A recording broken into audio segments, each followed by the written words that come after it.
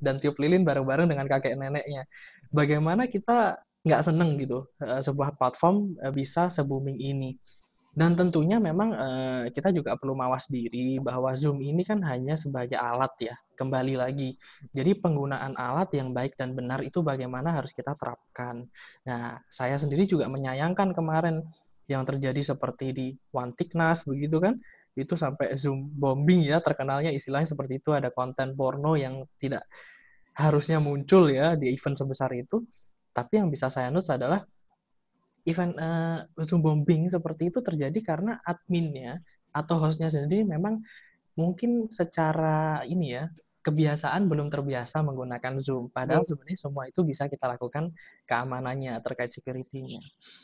Dan menarik tadi kalau kita bahas education juga. Anak saya yang kindergarten sekarang ketemu sama miss-nya via Zoom kalau pagi, baca buku cerita via Zoom. Dan kita memang sebenarnya dari Zoom ada plan khusus ya untuk education. Jadi buat teman-teman misalnya teman-teman education sekarang sedang dengar, memang untuk K-12 ke bawah itu memang ada plan yang memang diangkat lah basic usernya itu supaya meetingnya nggak hanya 40 menit. Itu ada submission yang bisa kita lakukan.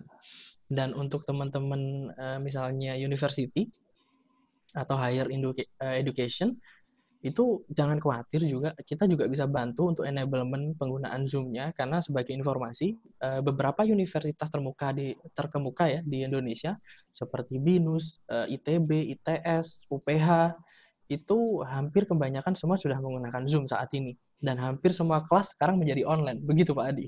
Wih, jadi harusnya bisa terbantu semuanya ya. Nggak cuma di sisi pemerintahan, terus juga tapi di pendidikan bahkan dari TK ya.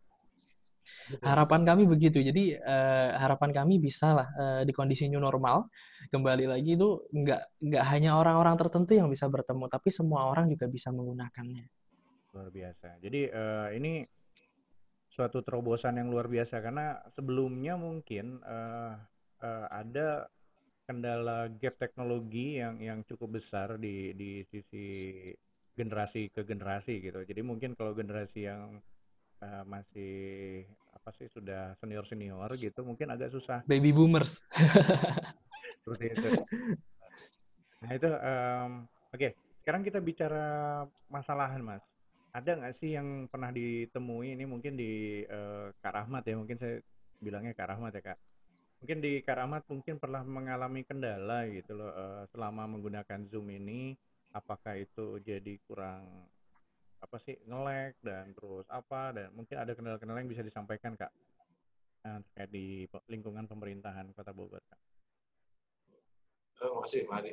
Ini memang kendala awal-awal mah gara-gara pakai gratisan itu yang cuma 40 menit ya. Jadi karena rapat penting, waktu itu Kominfo awal-awal pakai Zoom, 40 menit mati kan. Kemudian kita host ngundang lagi, itu belum pengalaman waktu itu. Selain itu relatif nggak ada sih ya. Saya coba pelajari, kan banyak tuh di Twitter ya, tweet-tweet teman-teman IT lah, yang menjelaskan bagaimana menghindari misalkan semua harus sesuai nama, terus buat waiting room ya, itu baru sambil berjalan Pak Adi nih, Pak Nafi ya, kita belajarnya, jadi kita buatkan ruang tunggu waiting room ya, sehingga host itu bisa mengatur siapa yang bisa masuk, nama nggak boleh ganti-ganti kan, harus dengan sesuai nama yang masuk gitu kan. Nah itu alhamdulillah bisa membantu. Awalnya karena kita nggak tahu kan, ini nama siapa, kemudian tanpa waiting room, tahu-tahu langsung masuk kan, nggak diatur sama host gitu. Tapi justru itu dapatnya bukan dari Zoom-nya itu, dapat dari teman-teman. Dapat dari teman-teman di Twitter misalkan, para pengguna IT, karena benar ramai Wantiknas itu kemudian jadi hikmah juga.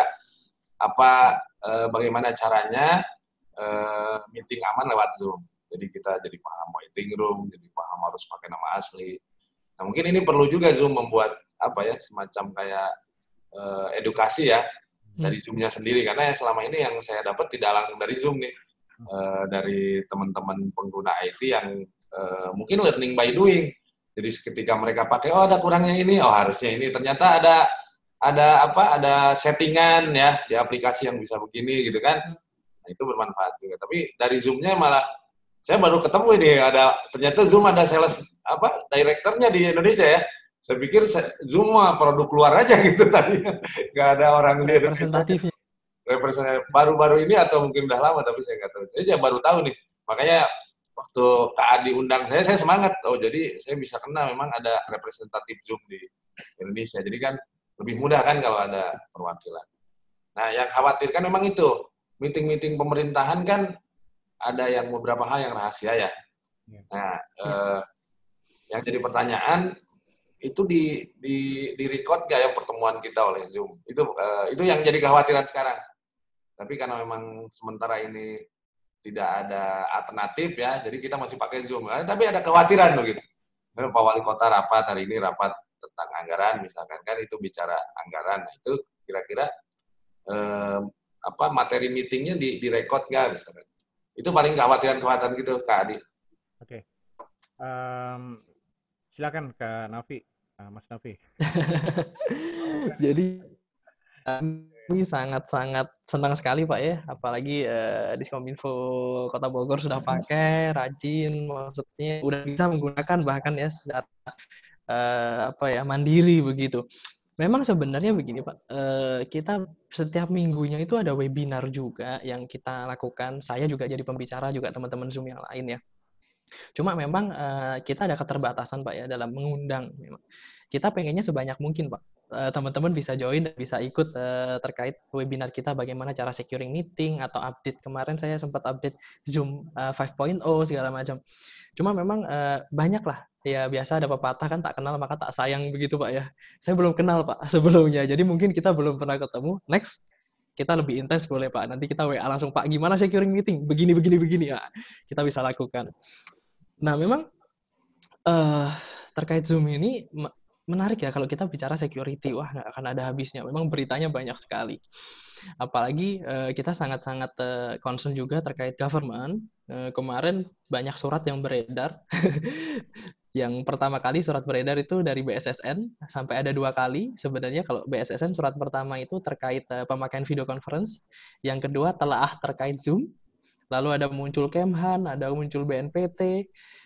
Dan mungkin bisa nanti nambah lagi atau mungkin nggak juga. Jadi kalau kita menyikapinya sebenarnya begini, kita nggak memaksa untuk teman-teman memakai Zoom kembali ya, karena di kondisi seperti ini sebenarnya kita ingin membantu bagaimana tetap bisa ada koneksi atau sosial lah, meskipun nggak secara langsung. Nah, untuk teman-teman government yang memang sudah mengeluarkan surat terkait edaran pemakaian internal, itu kami sangat menyayangkan sebenarnya. Kenapa tidak ada konfirmasi ke kami sebelumnya? Atau mungkin bagaimana sih, apa sih concern-nya terkait security? Apakah sebenarnya kami bisa jelaskan atau tidak? Karena sebenarnya waktu itu sebenarnya kita sempat ketemu 2 instansi, Kominfo dan BSSN. Saya sendiri meeting di situ dan bahkan saya undang CSO security-nya dari Zoom untuk ngobrol sama teman-teman BSSN dan Kominfo. Karena mereka concern sekali terkait enkripsi ya. Sebenarnya detailnya di situ tapi banyak rumor lah, banyak beredar berita. Di situ saya baru tahu ternyata surat dari BSSN itu sebenarnya mereka sampaikan begini ke saya, Mas Nafi, saya juga minta maaf sebenarnya, karena surat ini, apalagi yang telaah terkait Zoom ya, ini sebenarnya masih telaah dari staff, dan ini merupakan surat untuk internal kami, bukan untuk khalayak ramai, tapi saya juga bingung kenapa Mas Nafi bisa dapat.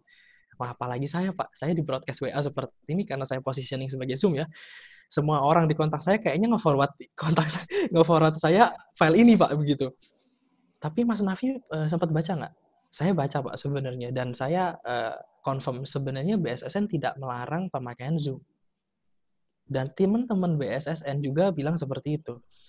Cuma mungkin agak diplesetkan lah di media. Karena mungkin kan suratnya panjang ya, nggak dibaca semua begitu ya. Di situ sebenarnya BSSN menyarankan bagaimana cara mitigasi untuk meeting Zoom secara aman. Cuma memang ada notes-notes khusus seperti end-to-end encryption begitu kan. Baiknya untuk rapat yang sangat gitu, sangatnya 3 kali rahasia, itu boleh menggunakan server yang dedicated. yang on premise begitu disebut di teman-teman BSSN. Nah, masalahnya adalah bukan kami menyepelekan terkait anjuran on premise ya.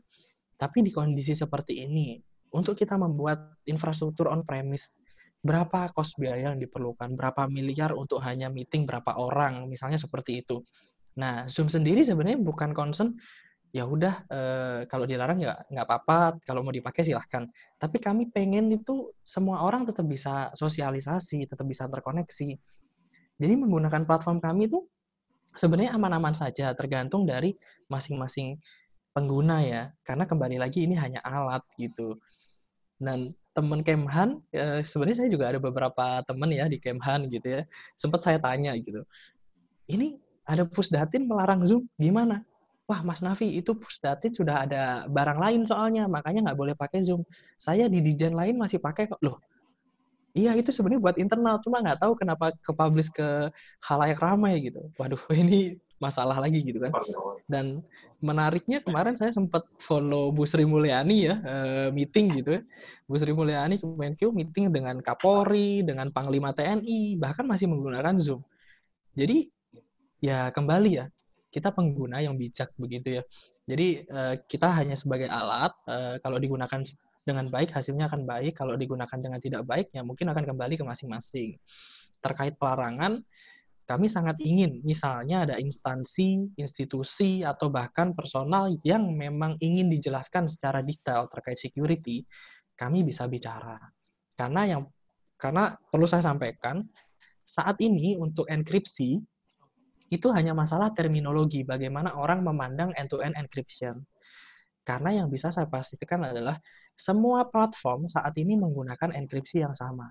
Jadi, kalau misalnya kita berubah, misalnya kita nggak mau pakai Zoom, pakai brand ABC, begitu ya.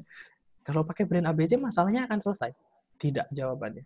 Karena enkripsinya sama. Jadi yang kalian lakukan atau teman-teman lakukan, itu hanya ganti baju aja. Masalahnya nggak di-solving. Nah, kita kembali ke situ ya. Karena banyak juga pakar yang bicara ya, kalau dari teman-teman Twitter. Kemarin aku sempat lihat Pak Ono Wipurbo, saya follow kebetulan, itu bilang Zoom itu aman. Dan teman-teman yang smart, kalau cari terkait vulnerability dari sebuah platform, itu jangan dari media. Tapi harus kita cari misalnya cvedetails.org atau organisasi-organisasi tertentu yang memang bekerja untuk melisting dari vulnerability dari sebuah platform. Begitu. Tadi pertanyaan yang Pak Adi, izin Pak Adi sebentar. Iya, Saya ada meeting dulu di Pak Wali Kota. Saya diganti dulu sama Pak Kabit TI ya. Beliau kebetulan yang menangani Zoom. Yang beli Zoom juga beliau. Beliau yang paham. Saya sebentar aja ya. Izin sebentar ya. Ini Pak Hendres namanya, Kepala Bidang TI di Skominfo. Oke. Salam kenal Pak Andre. Ya, sama-sama. Salam kenal Pak. Ya, sama-sama Pak. Baik, lanjut tadi kan ada pertanyaan dari Kak Rahmat ya tentang masalah data nih. Jadi ini terkait juga ada yang bilang bahwa akunnya dijual di dark web, di forum hacker, terus ada masalah pemetaan wajah para pengguna Zoom gitu kan. Terus juga ada pelacakan fitur pelacakan peserta rapat. Jadi kayak tadi misalnya Kak Rahmat lagi pergi gitu, oh dilacak kayak gitu. Itu gitu Mas. Itu, dan untuk apa gitu, dan kalau apa memang benar kayak gitu kan, pertanyaannya gitu. Oke, to the point saja, itu tidak benar. Alasannya apa? Oke, mungkin satu persatu lah, saya bisa jelaskan juga. Kalau fitur pemetaan wajah ya, face recognize segala macam, sebenarnya itu kan fitur dari masing-masing hardware. Dan memang Zoom, di Zoom Room lebih spesifiknya, itu ada salah satu fitur yang kita bisa menghitung berapa jumlah orang yang meeting di dalam satu ruangan. Tapi tujuannya itu baik, supaya kita bisa dapat report, misalnya dalam satu ruangan, pakai kamera yang besar dengan teknologi Zoom Room begitu, kita bisa tahu nggak cuma satu orang yang meeting, misalnya 10, 7 orang, nah kita bisa tahu, itu tujuan utama. Lalu jika terkait kita dimonitor nih, sedang aktif atau tidak, itu sebenarnya fitur, kembali.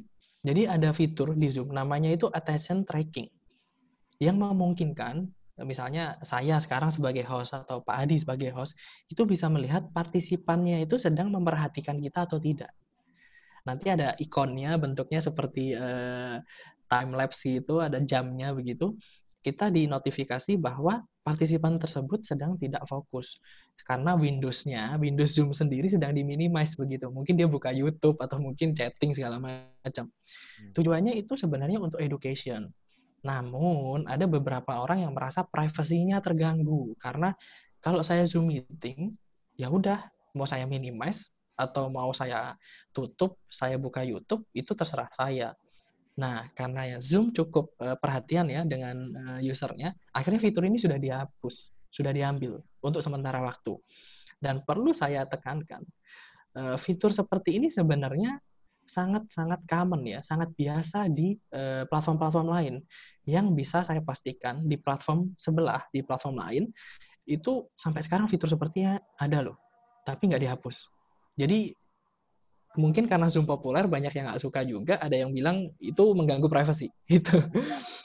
Lalu untuk kredensial atau user yang dijual di dark web ya, mana kemarin angkanya 500.000 begitu kan yang di berita itu kan, wah itu serem sekali, jangan-jangan saya salah satunya. Dan baru kemarin kita dapat berita Tokopedia 15 juta dan 91 juta pengguna. Saya langsung cepat-cepat ganti password itu sebenarnya. Ya, memang kita tidak pungkiri ya, setelah kondisi new normal seperti ini, itu aktivitas internet kita itu berkembang sangat-sangat pesat.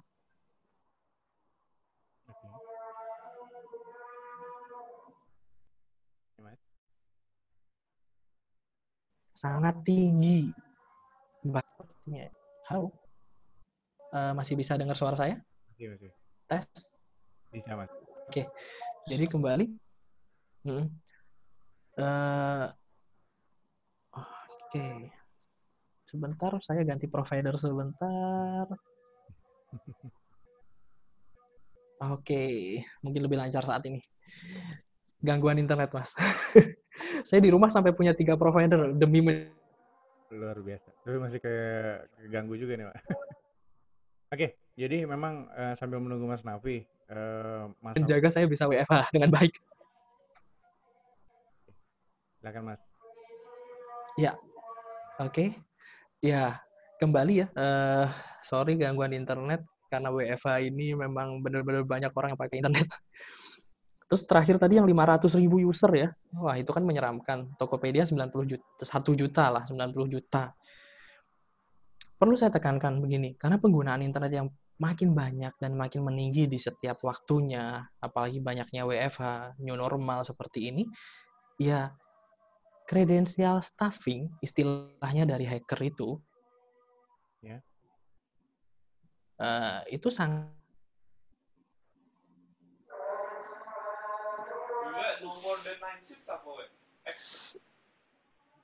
Sorry, videonya di-offin dulu, Mas Nafi, bisa? Oke, kita lanjut dulu ya. Jadi memang ini memang betul. Jadi gangguan itu sangat banyak, termasuk internet. Ini kendala internet yang sekarang terjadi di Mas Nafi.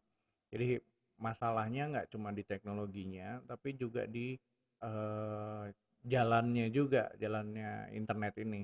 Mungkin sambil menunggu Mas Nafi, ada kiat nggak sih dari mana nih? Dari Kak Rahmat ya. Kak Rahmat ini Kak siapa nih? Maaf Kak. Halo? Ya Kak. Halo, Ya Kak. Jadi, suaranya nggak kedengeran, oke, kedengeran ya sekarang? kecil sekali. Kecil banget ya Kak. Oke. Mungkin ya, Ya. adalah ada nggak sih dari pemerintah sendiri ini ada satu apa namanya satu terobosan gitu untuk mempermudah akses internet nih kepada semua masyarakat. Ini agak melebar sedikit karena kita sering Zoom meeting seperti ini kan pasti salah satu yang menjadi kendala adalah internetnya nih Kak. Ada nggak sih dari pemerintah ini membantu dalam artian oke, untuk provider tolong dibantu ini dibesarkan bandwidth-nya misalnya atau mungkin dari sisi perusahaan-perusahaan internet yang ada di Kota Bogor khususnya ini bisa membantu memberikan apa stimulan diskon atau apa gitu. Sehingga warga yang belum berkesempatan untuk bisa Zoom meeting seperti ini atau bisa meeting, bahkan janganlah untuk WA ya kadang-kadang suka suka loading gitu. Nah, itu bisa difasilitasi dengan baik gitu. Ya, barangkali saya mewakili Pak Kadis sementara begitu untuk tugas pokok kami, terutama di tingkat Kota Bogor ya, dalam penyediaan jaringan internet. Jadi memang Kominfo Kota Bogor itu sudah memiliki jaringan sendiri, Pak. Kami sudah membangun jaringan sendiri, disalurkan ke semua dinas ya, semua dinas, kelurahan, kecamatan, puskesmas dan lain sebagainya. Untuk masyarakat luas begitu, kami menyediakan fasilitas berupa Wi-Fi publik. Wi-Fi publik kita ada 40 titik di Kota Bogor begitu. Nah, kebanyakan di tempat-tempat umum seperti di taman, kemudian di seputar kebun raya, di beberapa dinas yang melayani yang secara langsung melayani masyarakat gitu ya, seperti di kecamatan, di catatan sipil, di dinas perhubungan dan lain sebagainya, itu kami menyediakan. Jadi masyarakat apabila membutuhkan jaringan ataupun layanan internet bisa ke situ gitu ya, ke titik-titik yang sudah kita sediakan. Kemudian juga berkaitan dengan provider-provider yang masuk ke Kota Bogor, jadi ketika mereka akan mengembangkan usahanya di Kota Bogor, ya kami minta CSR-nya gitu, antara lain Wi-Fi publik juga di beberapa titik juga mereka kami harapkan untuk memberikan layanan gratis gitu kepada masyarakat. Itu sementara yang Oke. Mungkin di tengah WFH ini kan di area publik malah sedang tidak boleh ya, Kak. ya. Ada nggak sih yang dilakukan untuk mendekatkan internet kepada masyarakat ini saat ini? Kalau untuk layanan internet dengan oleh provider kan kita tidak bisa ini ya, tidak bisa masuk ya kalau tingkat kota kabupaten. Barangkali ini akan kami sampaikan begitu ke tingkat pusat, ke kementerian barangkali. Mungkin ada terobosan-terobosan seperti apa begitu, apakah seperti PLN begitu bisa digratiskan atau tidak ada pengurangan biaya dan lain sebagainya. Ini mungkin kewenangan yang ada di kementerian, nanti akan kita sampaikan ke sana. Oke, karena ini concern banget Pak. Ada kemarin tuh sempat jadi kendala. Ya, kelihatan ketika kita mengadakan acara bersama dengan murid-murid gitu ya, dengan anggota siaga, penggalang, bahkan pembina sekalipun, itu mereka terkendala di kuota gitu. Ya, Ada satu kuotanya nggak apa sih cepat habis, yang kedua itu adalah masalah jangkauannya sendiri gitu, areanya belum terjangkau sehingga ya seperti tadi putus sambungannya dan sebagainya gitu. Mungkin ada apa sudah ada upaya yang dilakukan oleh Pemda dalam ini Kominfo untuk menggandeng para operator tadi bisa lebih mempermudah akses internet ke semuanya. Ya, kita mempermudah. Yang pertama tentunya perizinannya dipermudah ya. Silakan mereka akan mengembangkan usahanya di Kota Bogor.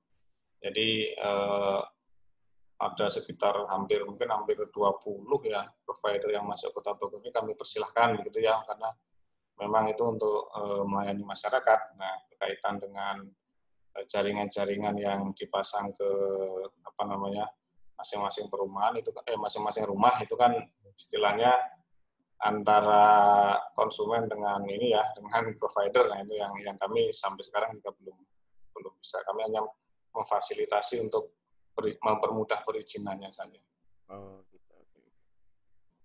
Oke, mungkin dari Zoom sudah ada yang bisa join lagi? Mas Nafi mungkin? Tes cek audio. Oke. Iya. Pindah. Iya. Ini nggak sampai. Saya coba. Gimana Pak Dik? Nggak sampai naik genteng kan? Cari sinyal. Enggak, masih. Cuma memang di sini kan tadi sempat habis hujan ya. Wah, sekali kena itu aduh, jeleknya minta ampun. 2 kali ini saya ada event seperti ini selalu terganggu dengan koneksi internet. Ampun, saya sampai minta maaf nih ke teman-teman yang lagi lihat dan lagi dengerin ini. Oke, mungkin saya lanjut yang ke tadi ya, mungkin keputus terkait 500.000 account itu ya. Ya, memang kita sebut ada namanya kredensial stuffing. Ini memang terjadi ya, apalagi dengan aktivitas internet saat kita sudah social distancing seperti ini meningkat. Jadi pengguna internet masif dan hacker melihat ini sebagai peluang. Dan banyaknya pengguna awam yang memang belum teredukasi dengan baik ya. Jadi kalau ada link tiba-tiba diklik, kalau ada dikirimin file ya dibuka. Padahal bisa jadi itu malware, virus, dan itu bisa mencuri data-data kita.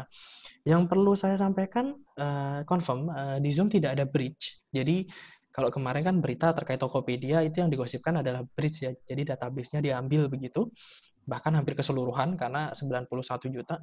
Kalau Zoom kita confirm nggak ada breach, nggak ada anomali di sistem kita, nggak ada masalah. Nah, mungkin yang terjadi ini bisa saya bilang adalah 100% itu kredensial stuffing. Yang para pengguna awam, mungkin pengguna yang basic user ya, atau yang free itu, menggunakan password dan email yang sama dengan platform lain. Misalnya, saya login Gmail, emailnya ini, abc@gmail.com, passwordnya sama. Digunakan untuk Zoom juga. Nah, bisa jadi sebenarnya yang diambil adalah kredensial email ya, atau platform lain, begitu website lain, tapi digunakan untuk masuk ke Zoom bisa juga. Dan sebagai gambaran, kalau kita bicara kredensial stuffing ya, semua platform yang populer itu pasti terjadi. Karena mereka, para hacker yang kurang individu yang tidak bertanggung jawab ini melihat platform-platform yang populer ini sebagai target. Karena mereka melakukan hal yang sama dengan efektivitas yang lebih baik dibandingkan menyerang platform yang tidak terkenal, kan penggunanya sedikit, begitu. Nah, kalau kita bicara platform yang besar ya, YouTube, Facebook lah. Kita hampir semua orang punya Facebook saat ini kan. Facebook ini, kalau saya kutip dari kata-katanya Alex Stamos, itu bekas dari CSO, Chief Security Officer-nya Facebook, 500.000 kredensial stuffing ini di Facebook terjadi dalam hitungan 1 hari. Bukan hitungan tahun, bukan hitungan Zoom yang berdiri dari 2011 sampai saat ini, itu 500.000 kredensial stuffing, tapi Facebook ini sehari terjadi 500.000. Bahkan, kalau kita bicara lebih jauh ya, Yahoo itu menelan kerugian, atau bahkan kita bisa bilang kalau mereka perhitungan ya, itu kalau nggak salah saya baca data itu tadi pagi sempat ngobrol sama teman-teman, itu kurang lebih 3 miliar user. 3 miliar penggunanya itu leak ke publik, dijual di dark web, segala macamnya. Jadi, kembali lagi saya tekankan, jangan pakai single sign-on yang konvensional, jadi semua website loginnya sama, itu nggak boleh.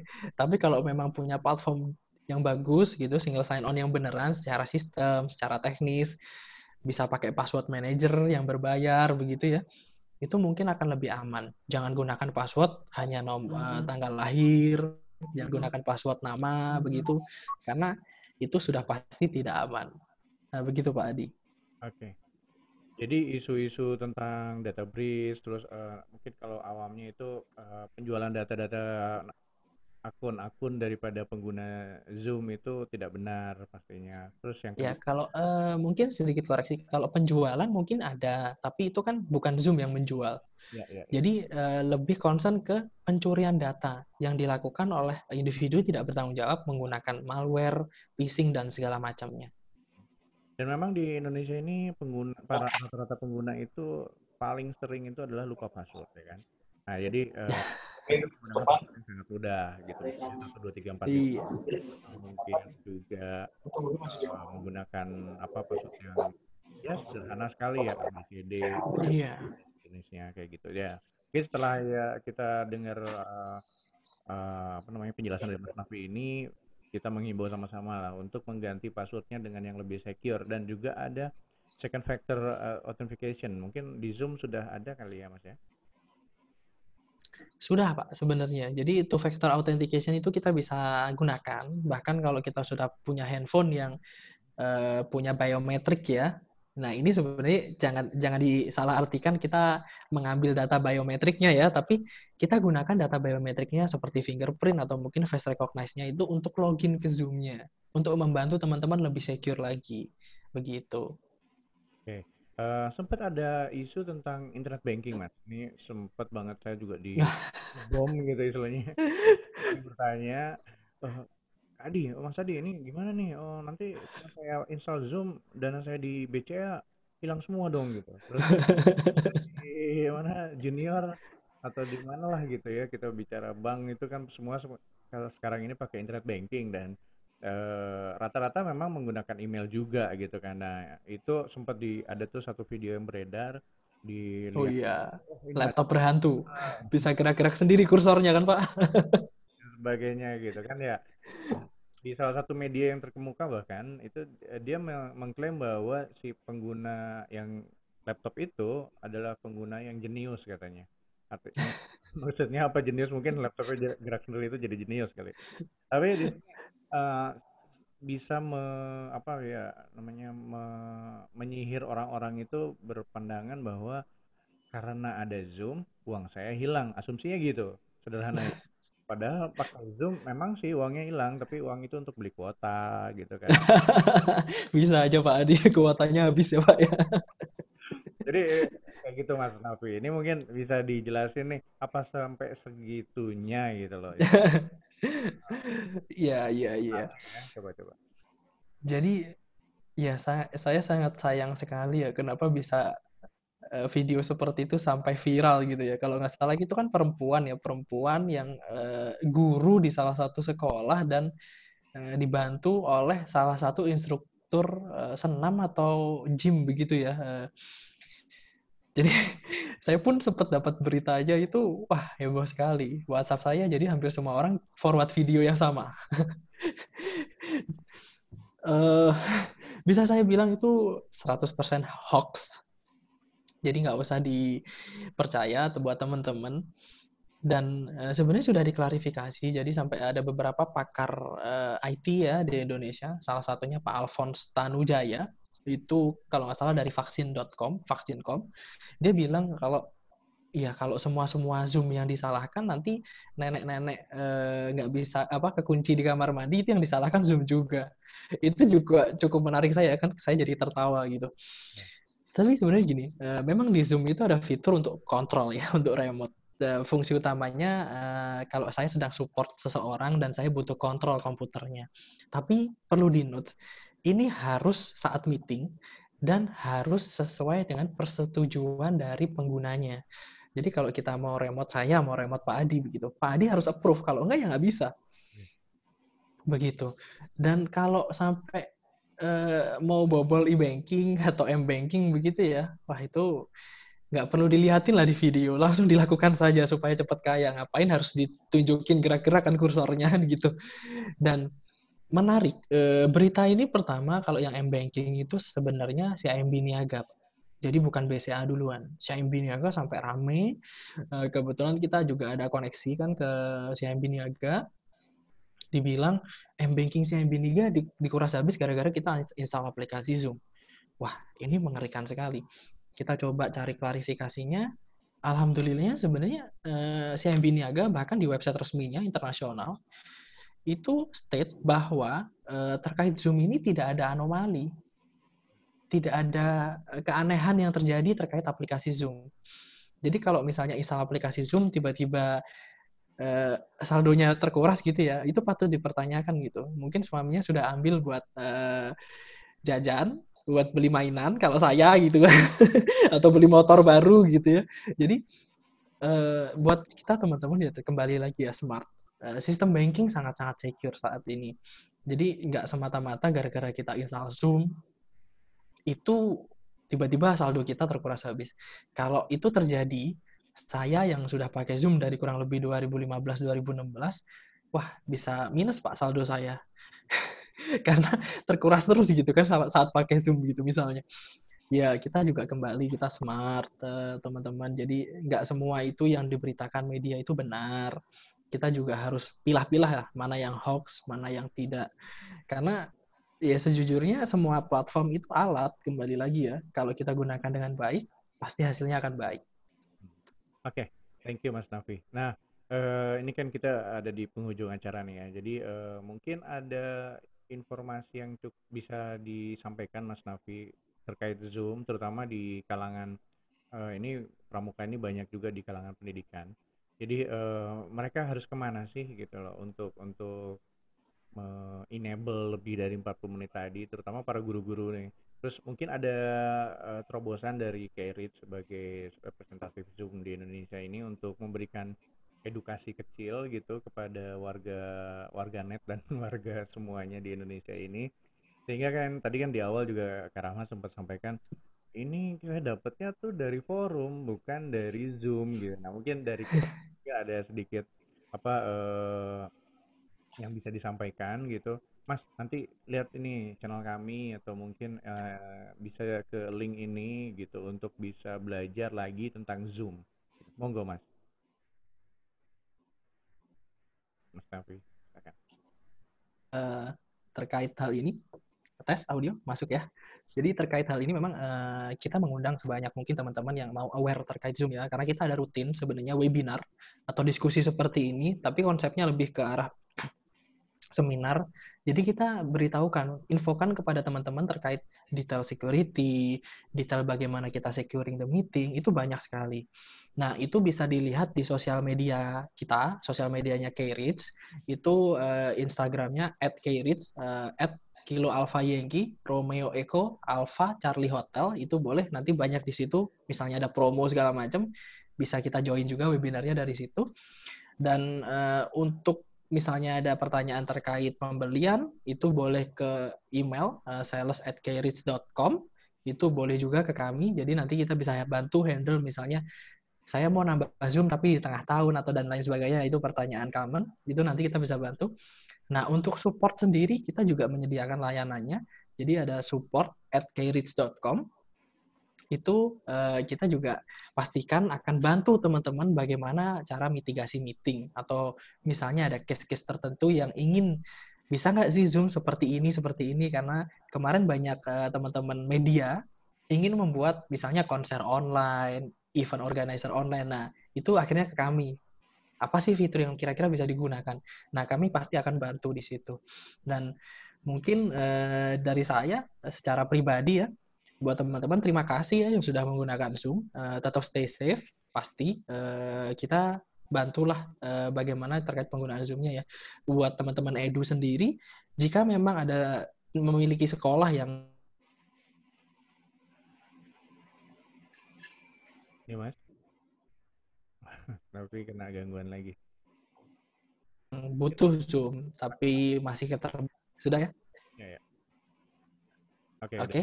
Nah, untuk teman-teman Edu yang punya sekolah mungkin mau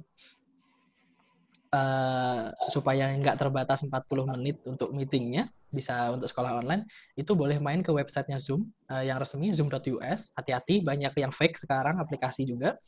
Itu main ke page yang COVID-19. Nah, di situ nanti kita bisa propose sekolah kita untuk dapatkan atau leverage lah, angkat keterbatasan 40 menitnya. Tapi hanya untuk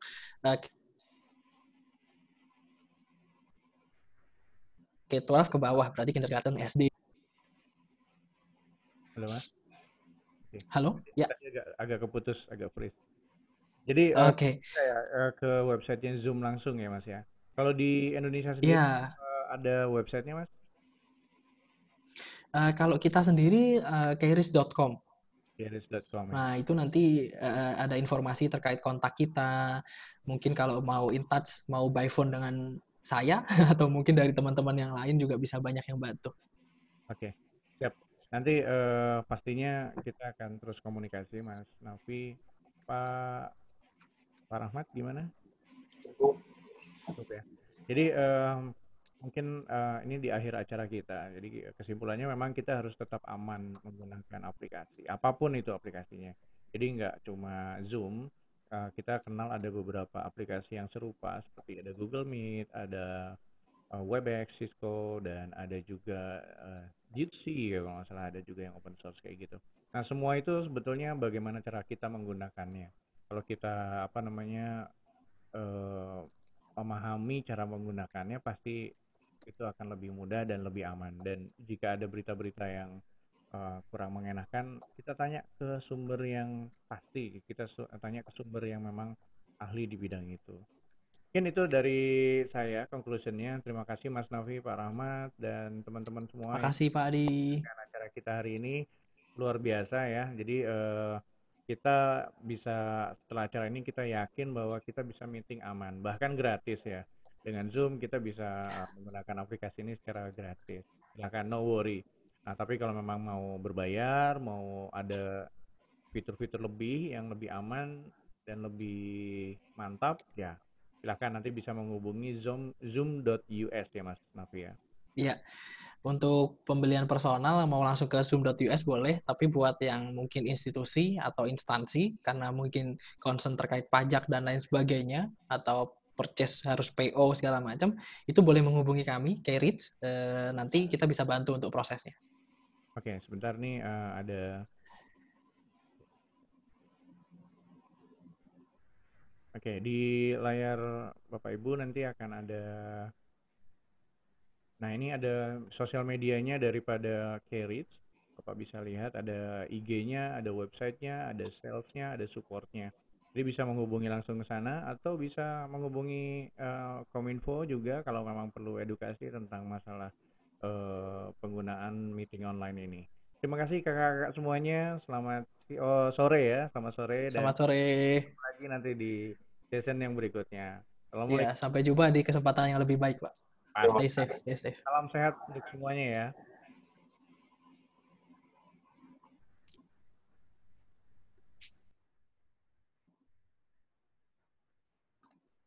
Thank you, Pak.